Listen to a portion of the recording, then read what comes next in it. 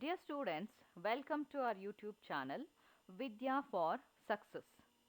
In this video, let us discuss about the structure of earthworm.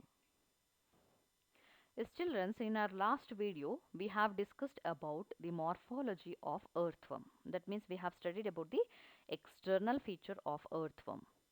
In this video, we are studying about the anatomy of earthworm. What do you mean by this anatomy? Anatomy is nothing but the study of structure and function of the organism. So, here we are going to study about the body structure of earthworm, right? So, what is the phylum of earthworm? To which phylum this animal is belong to? It is placed under the phylum Annelida, right? Because it is a segmented animal. So, this animal is actually present in the soil. So, where the humus content is more in the soil, in that particular region we can find the presence of earthworm. So, earthworm is a triploblastic animal. So, if you see the embryonic condition in the earthworm, we can find the presence of three different germ layers: outer epidermis and middle mesoderma and inner endoderma. So, because of the presence of three different germ layers, the animal is considered to be a triploblastic animal, right? So, the outer layer is called as epidermis. So, epidermis forms a body wall. That means it is giving protection to the inner body parts of the organism, right? So, on the surface of body wall, we can see the cuticle. So, the cuticle is a waxy coat. So, it is a protective covering we can see in the earthworm. So, what is the function of this cuticle? So, it is a protective in nature, and we can see the earthworm always lives in soil. So, sometime it need to make burrows in order to survive in the soil. So, during those time, suppose the cuticle is not present, maybe the body wall uh, going to be get hurt, right? So, in order to protect the epidermis, the earthworm consists of cuticle. So, it is making the organism slippery, so that the easy movement of animal in the soil is because of the cuticle, because it is making the organism slippery. So, it can easily move in the soil because of this protective external layer. And just below the cuticle, epidermis is located. So, as I told you, the epidermis is the outermost body wall. So, just the cuticle is covering the body wall, so that just below the cuticle we can see the epidermis, right? So, it is consist of two muscle layers. So, there are two muscle layers we can see in the epidermis. So, this is a unique feature can be seen in the earthworm, right? So, because of the presence of muscle, it can show any kind of movement in the soil. So, there are two different kinds of muscle layers are present. So, some of the muscles are circular muscles and some muscles are longitudinal muscles. So, these two muscles show different pattern of movement in the earthworm, right? So, circular movement, contraction and relaxation is takes place by the circular muscles, and the longitudinal muscles also helps in contraction and relaxation. So, these two different kinds of muscles helps in different kind of movement in the earthworm. And the epidermis is always single layer in the earthworm. So, epidermis is a single layer and it is made out of columnar epithelium.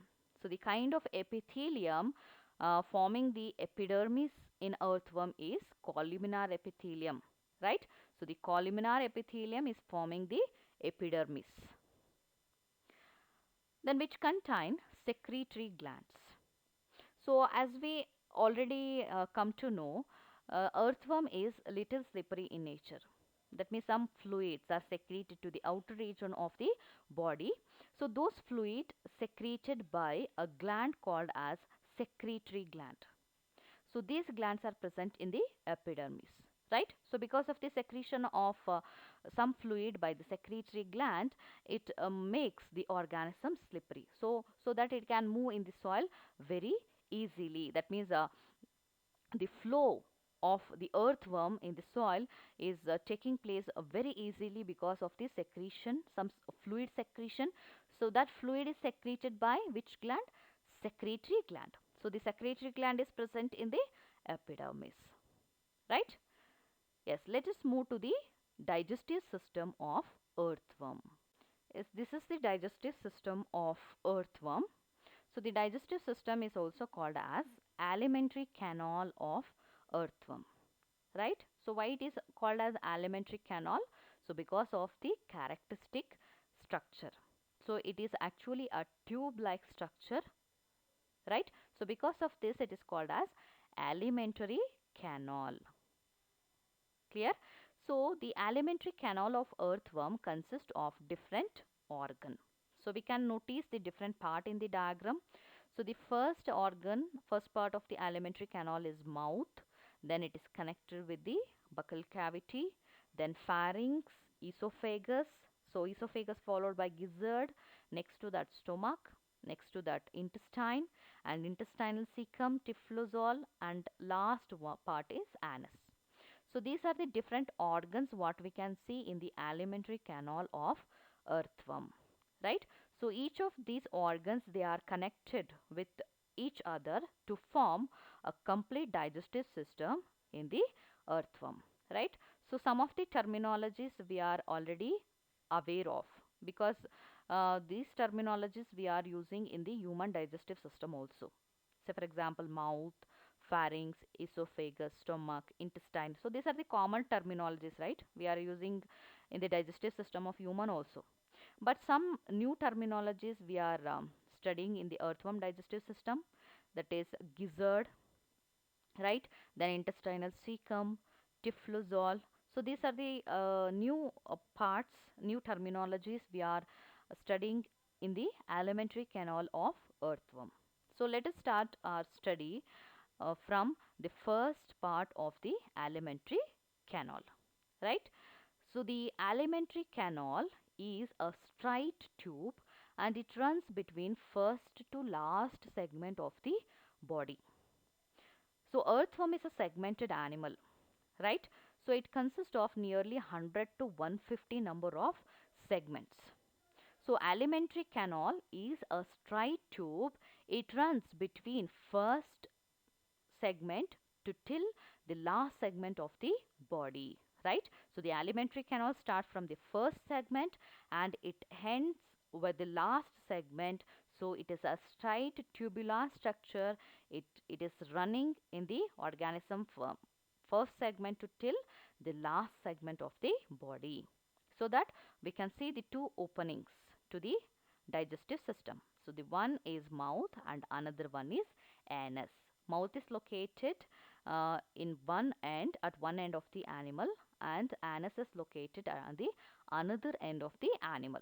So this kind of digestive system is called as complete digestive system, right? So let us study about the first part of alimentary canal, that is the mouth. A terminal mouth opens into the buccal cavity. So the mouth is the opening, a small opening we can see in the terminal region of the first segment, right? So in the first segment, a small opening is present in the earthworm. That opening is called as mouth. So what is the function of mouth? So it helps in intaking of food. So earthworm is a detrivorous animal. It eats the humus present in the soil, right? So the plant waste material present in the soil is eaten by the earthworm. So through the mouth, the food particles get enter into the animal. So mouth helps in intaking of food, and the intaken food is first get enter into the internal part of the digestive system. That first internal part is buccal cavity. So the buccal cavity is located from first segment to third segment. So this is a very important. From first segment to till the third segment, we can see the presence of buccal cavity. right? So the buccal cavity is the first internal part of the alimentary canal, right? And the buccal cavity is followed by uh, one more this thing region that is called as pharynx, and this buccal cavity leads to the muscular pharynx. So pharynx is muscular in nature because it made out of muscular structure. That means muscles are present in the pharynx. So pharynx is called as a pumping organ.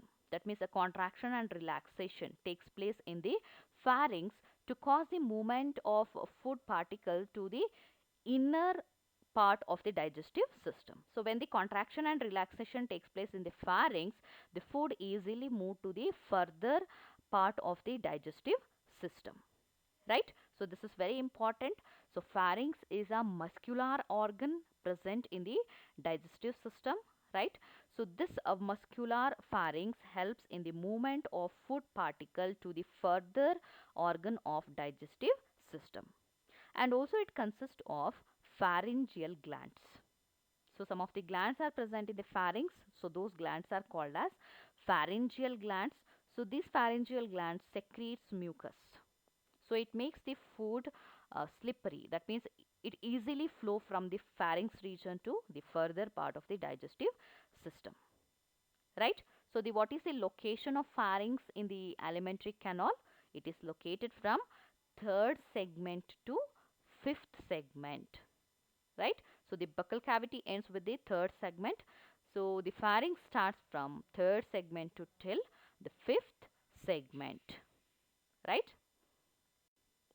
Yes, the pharynx is connected with the narrow tube-like structure. So that narrow tube-like structure is known as esophagus. So esophagus is known as a food pipe, right? So it just helps in the movement of food particle towards the region of gizzard, right? So first sending the food particle to the further part of the digestive system, we have a tubular structure. That tubular structure is known as esophagus. So the esophagus runs from fifth segment to till seventh segment. So this is almost the segment where we can see the esophagus, right? So esophagus is located from fifth segment to till the seventh segment. And what is the next part of the digestive system? So next to the esophagus, we can see the presence of muscular gizzard. So the gizzard is located very next to the esophagus. You can find in the diagram. So the esophagus is connected with the gizzard, right? So the gizzard is located from seventh segment to till ninth segment. Then what is the function of this gizzard? So gizzard is also muscular in nature. It helps in grinding of food. So in our body, we initially grind the food, we chop the food with the help of teeth, right? But the earthworm does not consist of teeth, and moreover, the food it takes consists of soil particle, right? So those soil particles need to be chopped in the digestive system. So that chopping of the soil particle takes place in the gizzard, right? So the muscles present in the gizzard helps in the simplification of soil particle. So these muscles uh, shows different kinds of movement, and because of that movement the grinding of food takes place, right? So the proper grinding of food initially takes place in one of the part of the alimentary canal in earthworm. That part is called as gizzard, right? So the main function of gizzard is it helps in grinding of food. Yes.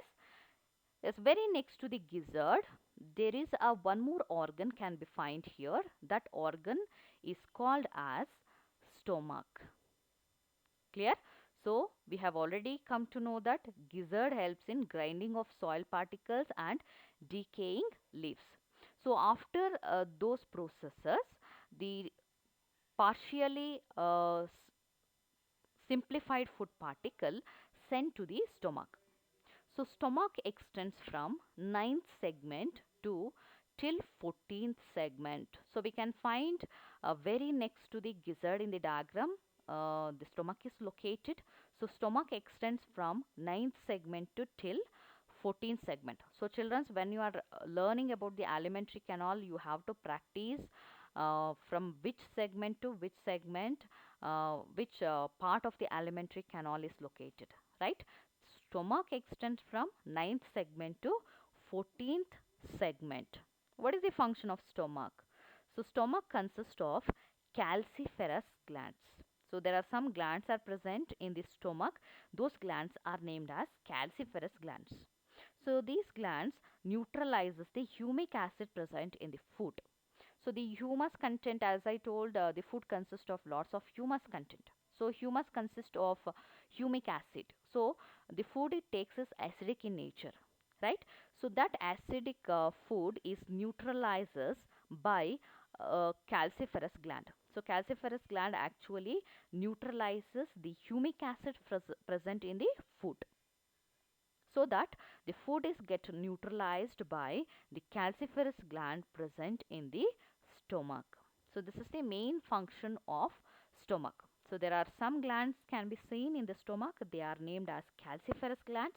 So the main function of calciferous gland is it neutralizes the humic acid in the humus, right? So after the neutralization, the food particle further sent towards the intestine. Yes, intestine is the further part of the digestive system.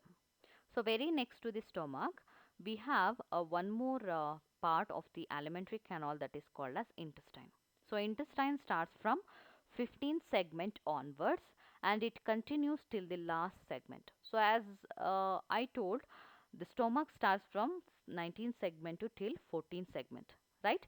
From 15th segment to till the last segment of the earthworm, we can see the part of the alimentary canal that is called as intestine.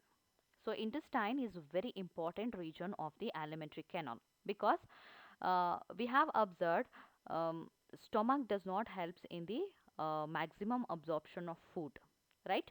And gizzard also not helps in the maximum absorption of the food material. So without absorption, the organism does not get energy. So whatever the food is get simplified, that need to be absorbed to different part of the body. So the main absorption of the food material and transportation of food to different part of the body takes place in the intestinal region, right? So intestine is the region where the maximum absorption of food and transport of the food takes place to different part of the body, right? So for performing those functions, the intestine consists of different parts. So for a complete simplification of food, the organism need enzymes, right? Some of the fluids need to be secreted in the intestine to completely digest the food material. So there are some glands are present in the intestine.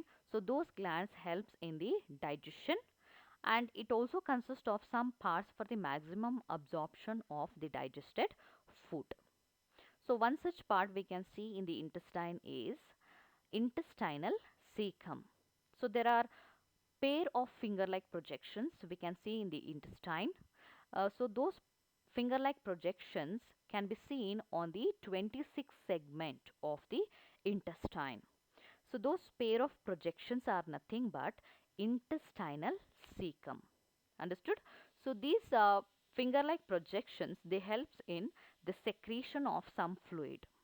So those fluid acts on the food material and they simplify the complex food material into their simplified form. That means the carbohydrate is completely get converted into glucose and protein is completely get converted into amino acids. Like this, the complete simplification of food takes place by the fluid secreted in the intestinal cecum, right? And very next to the 26th segment, we can see the infolding of dorsal wall. So that you can see in the diagram. So just below the finger-like projection, so they have cut opened a part of the dorsal wall of intestine. So from the 26th segment of the intestine, the dorsal wall of intestine shows the infoldings. So infolding always helps in the maximum absorption of the food, right? So just you imagine when we are folding the skin in a number of infoldings, so it will increases the area of absorption, right? So the same thing is happening in the earthworm. So from the 26th segment of intestine, the dorsal wall is showing the foldings, infoldings. So this infolded area of the intestine called as typhlosol, right? So the dorsal wall infolding is going to form a one more essential part of the intestine that is called as typhlosol. What is the function of this typhlosol? This increases the area of absorption. So maximum absorption of the food takes place with the help of typhlosol, right? So the actual location from where the typhlosol starts in the intestine is from 26th segment onwards. So after the 26th segment, we can see the dorsal wall infoldings. So this will increases the area of absorption so that the absorbed food material can be transported to different part of the body through the blood vessels connected with the intestinal wall, right? So the presence of typhlosol divides the alimentary canal in the earthworm into two different parts. So just behind the 26th segment, the alimentary canal is called as pre-typhlosol region. That means from the intestine actually starts from 15th segment onwards, right? So from 15th segment to till the 26th segment, we are calling the intestine as pre-typhlosol region, right? And 26th segment onwards, whatever the regions are present in the intestine, so that part is called as typhlosol region. So the presence of typhlosol divides the intestine into two different parts. So prior to the typhlosol region, we are considering the intestinal part as a pre-typhlosol region, and from where actually the typhlosol starts, so from that to till the anus, we are considering the intestine as the typhlosol region, right? So these are the two main regions can be seen in the intestine. Clear? So this is about the alimentary canal of earthworm. And in the last segment, we can see the one more opening of the alimentary canal that is called as anus. So this solid undigested waste material thrown out through opening present at the posterior end of the earthworm, that opening is called as anus. So that anus eliminates out the solid undigested food material from the animal. Clear? So this is about the complete digestive system of earthworm. So here we have discussed about different organs present in the alimentary canal of this particular animal, right? So we have discussed about the mouth, buccal cavity, pharynx, esophagus, gizzard, stomach, intestine, typhlosol and intestinal cecum. Then also we have discussed about the anus. Clear? So children, while studying about the alimentary canal of earthworm, you have to practice which organ present in which particular segment. So this is very important in this particular concept. I hope you understood today's class.